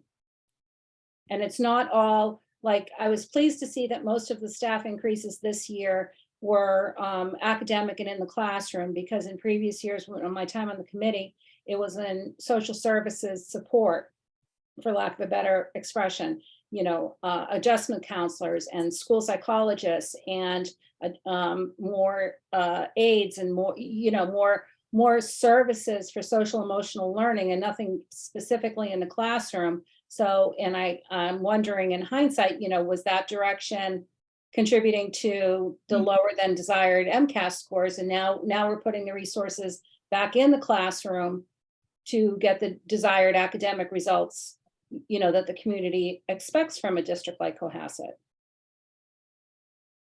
So I don't know. What was that FTE increase number? I got your 9.4% decline in enrollment versus. And an 8.6% increase in FTEs over the same period. Yeah. Okay. So they're looking at 263.4 FTEs for FY24, and in FY17, I want to say it was 242 something. So Yeah, it would be interesting to see those mapped across functions and class size and things like that. But at the end of the day, I think we politely reminded them that, there are two numbers and they need to match at some point. So at least we've started earlier this time, and there seems to be a positive dialogue. So I'm pleased with that. Fran, then Mike. Yeah, Ellen, you essentially said what I was trying to articulate earlier, but you can talk better than me. Anyway, but the issue, I see the lower MCAS. Now, two of my grandsons are students. One of them just graduated, it's in university, and the other one's a junior at Dover Sherburne High School. And I'm aware of what the class offerings there and what the achievement skills and abilities are with the students there. It's a pretty high functioning place. Cohasset should be a pretty high functioning place. It always was. Why it isn't now? Why are we low in the MCAS? I don't know. Are we offering too many courses, particularly in high school? I don't know the answer to this, and I really need to find out about it. I'm just sort of throwing stones at the moon here right now. But are we not focusing on what the basic needs of these students are to send them off to college or send them off into the world?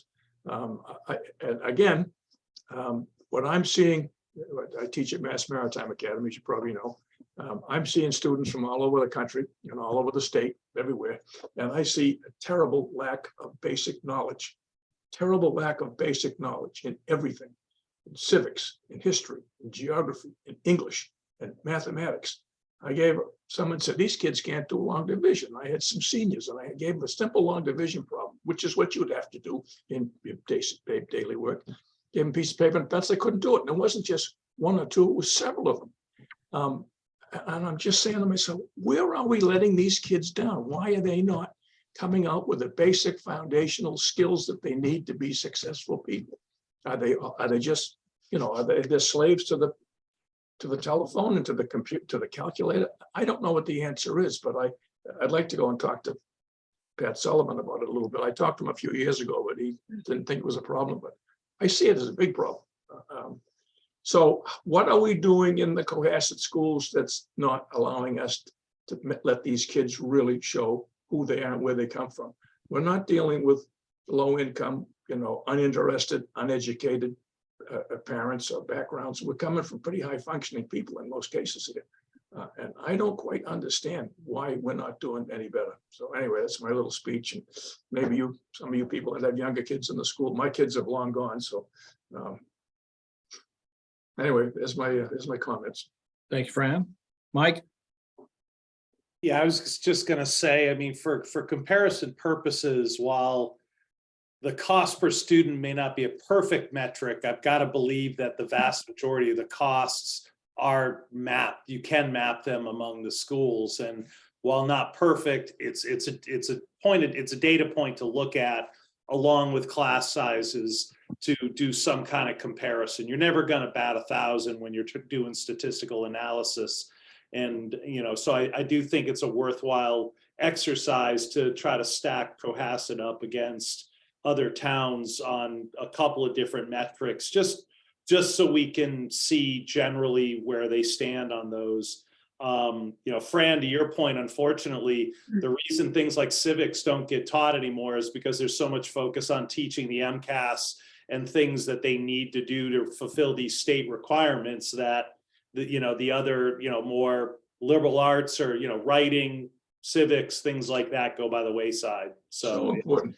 I know it's unfortunate, but it's the way it is. And Ellen, that stat on the decline in enrollment, but the increase in FTEs, that's tough budgeting in any business, not just schools. So I think that needs to be explored some more. So Ellen, then Patrick, and then I've got a quick point. Yeah.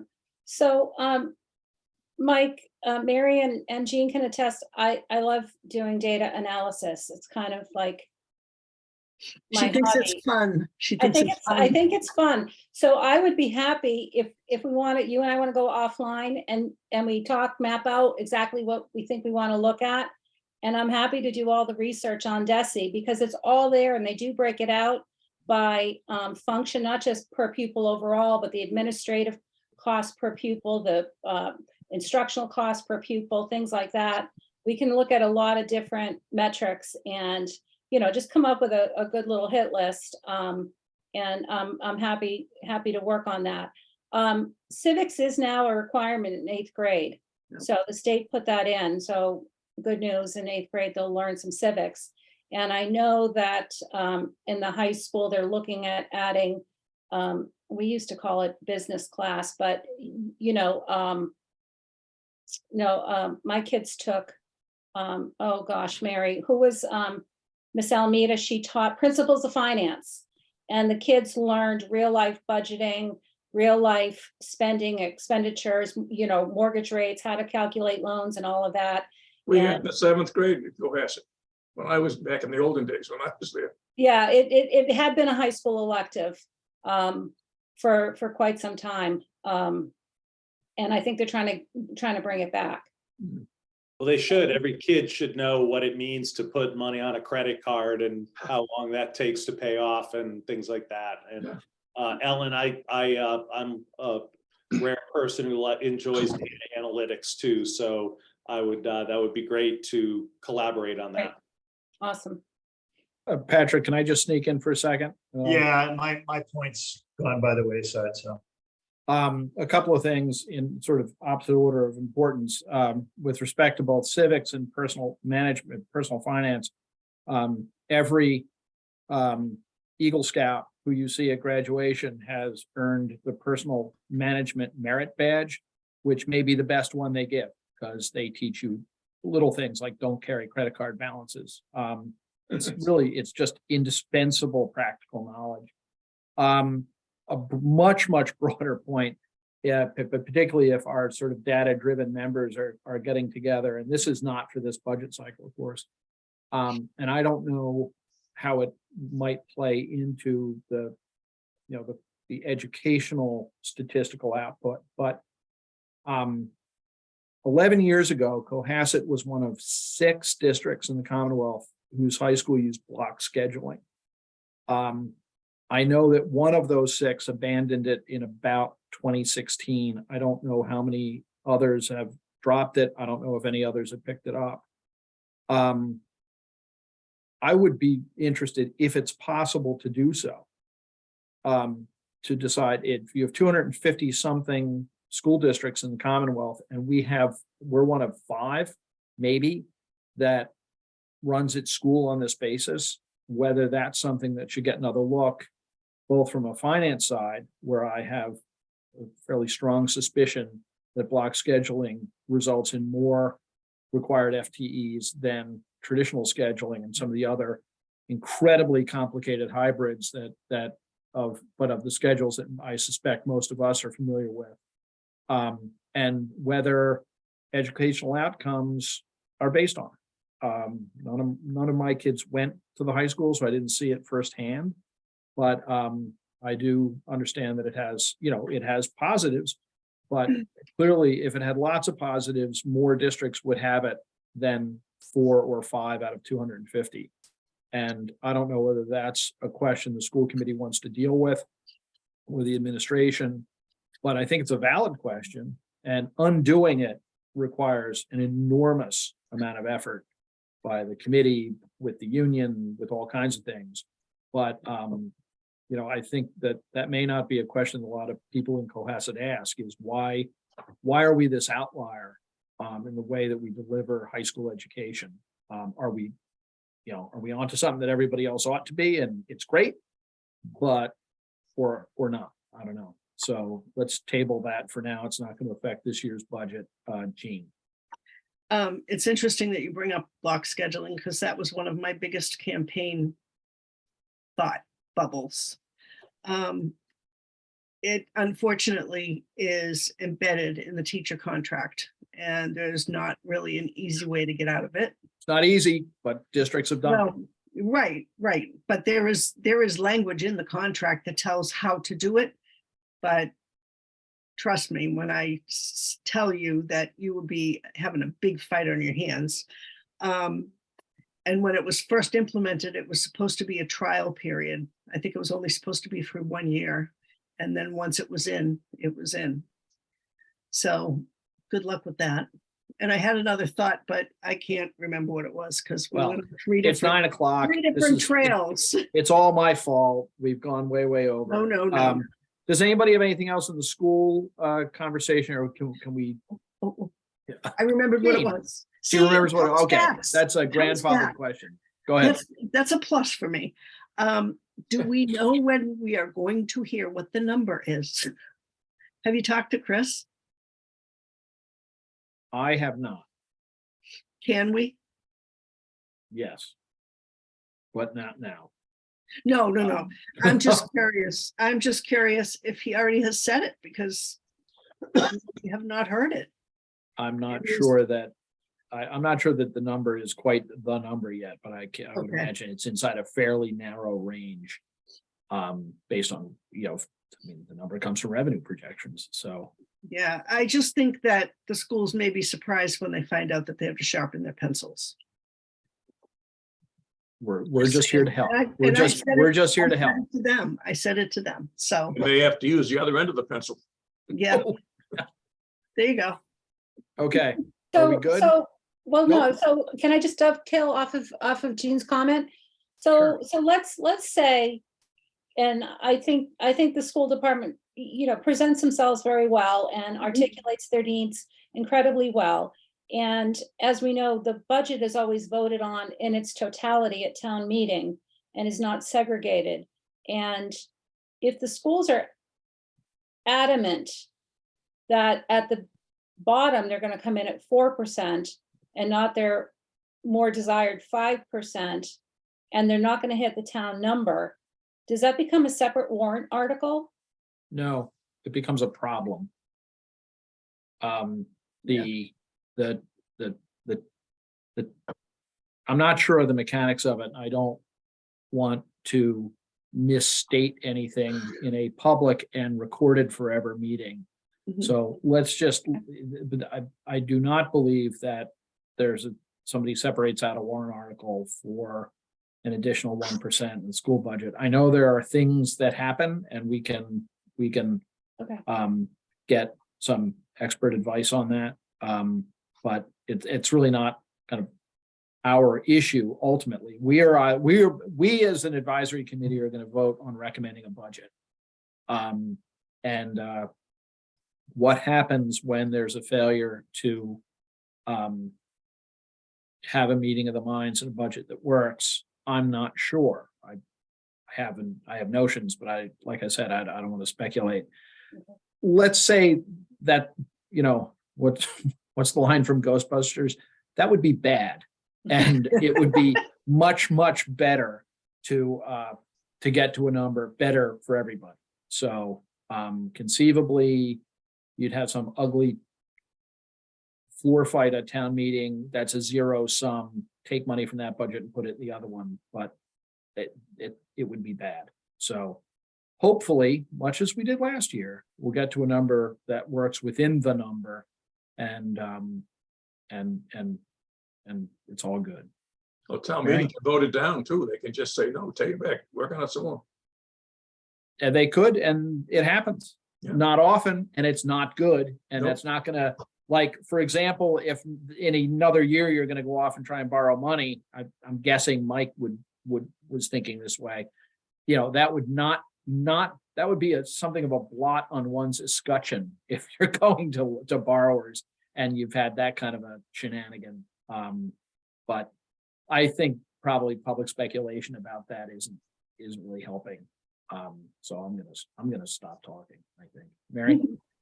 I would just like to say, I think for me, I thought the school department did a great job. I was very impressed. They were very accommodating with everything we asked for. The school committee's been great. My biggest issue, and I think it's yours as well, Rob, is the way that they build their budget is just by starting with last year's, rolling over the obligations and then adding on to that. And it has no place to go but up, if that's how you're going to do it. Well, we And- don't get presented with the line item budget. Maybe you've seen it, but we haven't. And if we're interested in getting it, I suppose we can ask for it. Well, I mean, I think we need, personally, I think we need to be careful how much in the weeds we can get. It's certainly last year, Susan Owen was, Jean and Ellen and I mean, you make little tweaks here and there and remarkably, you come up with some funds that you didn't know you could come up with at the beginning of the process. And I think clearly at this juncture, they're not in a place where they're going to cut anything until they're told they need to. So that's perfectly understandable. I mean, so we'll see where it goes in the next few weeks, but they do vote their budget on March 15th. And it's almost kind of in a bubble because it doesn't really relate to anything else. But we'll see what happens. Yeah, I think Chris can educate us as to that process if we need it. So. Anything else? Okay, I'm gonna look back at the agenda. I really think we should just have a very brief discussion about the next couple of meetings upcoming. In terms of liaison reports and updates, I know Mary and Patrick have been keeping an eye on the zoning matters, the zoning related articles. There are meetings online that actually some of them are really interesting, kind of as a preview of what we're going to get. But I do not think, Mary, you had some intel on this. They're planning to come socialize this to us sometime after their public hearing in March. Is that correct? Right, they have a public hearing February 27. And then according to Tom Callahan, who is their chair, email, they would start to, I think, do some dog and pony shows beginning of March, mid-March. So I think it just depends on where we are with other departments and maybe Okay. information, Chris. So next week, on the 15th, we have the Town Hall Building Committee, Mary, is that correct? No, I have not. So Nope, strike that. I don't Go have ahead. What do we have next week, Mary? I have sent a query out to Jason Earls from the School Facilities School Committee. facilities, yeah. So I've not heard back. Hopefully that works for him or somebody else on the committee to come let us know what's going on. They did. Their last two meetings were not posted up on YouTube yet, but Chris, and you might know, it does look like the committee voted to put an article on the warrant to recommend $2 million for a feasibility study. We talked about this in the meeting last week. And so they're going to run two parallel tracks, and they've also, and I'm just garnering this according to their agendas, putting together an overall maintenance plan, which is a very good thing that they're doing. So those things are happening. So it'd be really useful to talk to them, and I'm sure I don't know when they're going to go before capital budget. That would also be interesting. I don't think we have to wait for capital budget for that one. It's kind of it's so different than the sort of thing that's, capital budget's wheelhouse, counting lug nuts on trucks and things like that. But this is a very different kind of ask, and the issues have more to do with sort of the various, it's very limited to school buildings, mass school, the MSBA, the School Building Authority, financing, what kind of a feasibility study, how is it useful, how is it not useful, that I think we can at least hear their pitch on the warrant article that they proposed, and maybe we defer our vote until we hear what capital budget thinks of it. But I think we can onboard the argument before that. So I'd be very happy if they're in here. Yeah, next I'll let you week. know as soon as I hear from Yeah. them. Thanks. Quick question, Chris, did the select board meet last night, and was there a budget presentation from the town? Yes and yes. So the presentation was, we could share with all of you the actual underlying numbers, which we really didn't talk about. And I was going to ask if you wanted to start budget presentations next week. I think, I'm sorry, Chris, I interrupted you. Go ahead. No, I was going to ask if you wanted to start budget presentations next week. I think the answer to that is yes. I see Mike's hand. That may be relevant to some of the budget presentations, or it's not. Mike, what do you got? No, I was actually going back to the school building question, and just I know in the letter we got from the MSBA, the program reopened on January 13th to reapply, to resubmit for the program again. So just that can be a question we ask them, as they talk about these parallel tracks. And Chris, correct me if I'm wrong, but something like a feasibility study ultimately would be rolled into the bond offering for the cost of the project, right? Well, it's a capital expense. It would need to be approved, but isn't that typically the thinking, that if you are successful in getting the project going, that costs like that would be rolled into a bond offering? yes, the typical process is, if you're doing a study, as long as everything stays within, a tight enough time frame, you can, but it has to fall within a tight enough time frame. And as I understand the current request, the feasibility study they're looking for would be parallel and not part of the MSBA process. So if the MSBA, if the town gets accepted, the work done on this study would be nice, but not directly applicable necessarily to the work that the MSB would require. So I don't know if it would be able to link into a building project quick enough. That's one of the challenges we have with the town hall project. I mean, a lot of great work had been done with the prior committee, and we start, and there's costs that we've incurred. Some we've kicked down the road for a couple of years, and we can't kick it anymore. So we have to pay some of it down. So that's what we've been doing on the town hall project. So there is a link, and Mike, I don't remember the exact number of years, but I think you have to have it within 2 or 3 Okay. at the longest. Yeah, no, I knew it was a short time frame, and, you know, I guess I worry the optics of doing a parallel, you know, trying to do something parallel with the MSBA, how that's going to be received by the MSBA, but I digress. Well, I think there's a lot to talk about there, but that's why we'll schedule. I'd really, really like to get them in next week, and maybe having a department or two on deck so we can get moving. Chris, do you have a sense of who's good to go? Well, I mean, they're all theoretically good to go. I've just taken on the responsibility of getting your forms together. So, I can, fire, police, and public works are all kind of ready to go, really. Who's your public safety liaison? I forget.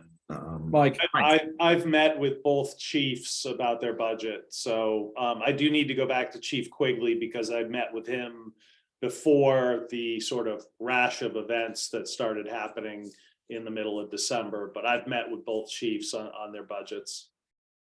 So I think that fire and police are fairly safely ready to go. I will confirm that tomorrow, and I can start getting materials. We're gonna stay with the same process. I have to tweak up these forms that you folks have really liked, but I can give you some of the more. I have presentations in both departments. You can have those right away, and I give you the cleaner, you know, form that's stable across all departments. Probably Monday.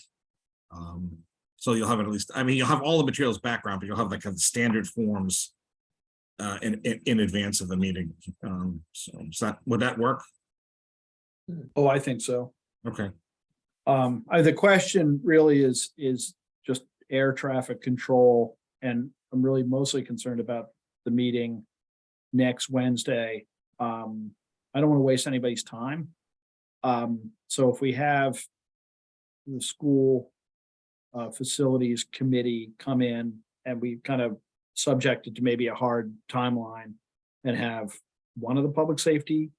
I think you do too. I think Maybe you two. do both. I mean, Or mean, maybe we again, ask Jason if he doesn't mind doing 8, and we do a couple of chiefs between or be on deck for, you know, we schedule it for 7:40 with the notion that, you know, he might have to wait a bit. Mary, can you kind of include that in the conversation with him? Then we could get a couple of public, you know, we get the 2 chiefs in, and I think we'd be in good shape. And then I'll circulate, I just listened to the zoning discussions this afternoon, and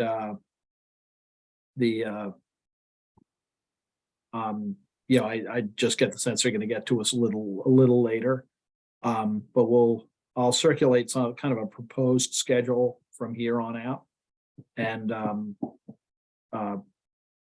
then we can move things around as either people have ideas that they're not quite right, or we have to add things or what have you. Does that make sense? Yes. Chris? And I just give you just 60 more seconds here. So we have a draft warrant that's very draft. There's 29 articles on it, though 9 of them are zoning. Though I'm told that might shrink. That's still information, right? So you're not going to really get those till the end of March. So over the next, because they have to go through the public process, public hearings. So you'll see those probably in about a month, depending on how that all shakes out. The other articles, you know, there's the whole usual, you know, accept a town report, reports of committees, those kinds of things. We're still working on one-time cost. We're still working on some of those. Some of them you might be able to bang out really quick, you know, the Chapter 91, the revolving funds. We can, you know, maybe you can tee those up for the meeting of March 1st, because I don't think you're meeting on the 22nd, right? We aren't. That's school vacation week.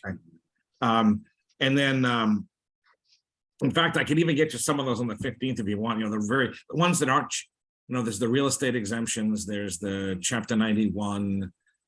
There's like 2 or 3 or 4 of those that really are similar or almost identical every year. Would you be willing to look at those again also next week just to start moving on them? Absolutely. And if we don't get to them for one reason or another, we'll at least have them. It would be really good if we could get that draft warrant by Friday, latest Monday, so that people have a chance to look at it before Wednesday afternoon. Yeah, I have that now. I gave it to the select board last night. So Great. Then just send us that one and yeah, we'll circulate it. because it's not so much there's a lot in it. It's mostly the table of contents and the You know, request forms to yeah. hold spaces.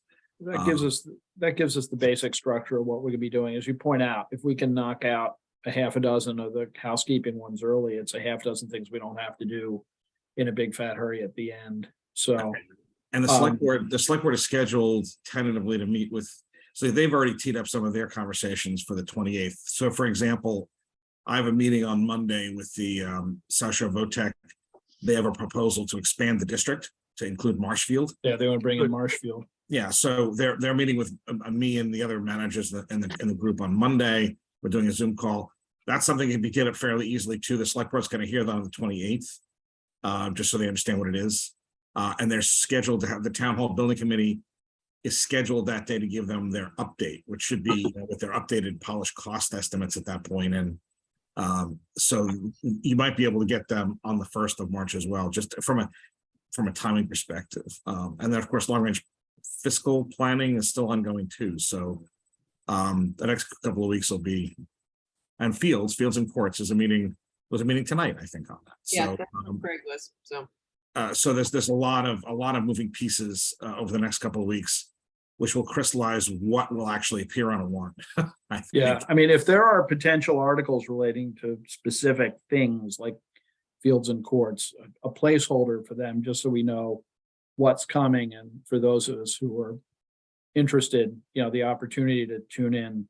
I don't listen to meetings in real time, but I do want, the faster they can get them up on YouTube and other sources, the better, because I think some of us who work with other committees like to, be able to listen to them. You can skip over the parts that aren't relevant. You can listen to them while you're walking the dog. You can do, well, maybe that's just too government nerd for words, but the short of it is that we can, I was watching the zoning meeting and the chair said something about, well, I don't ever see the advisory people in the audience. It's like, that doesn't mean we're not watching, Tom.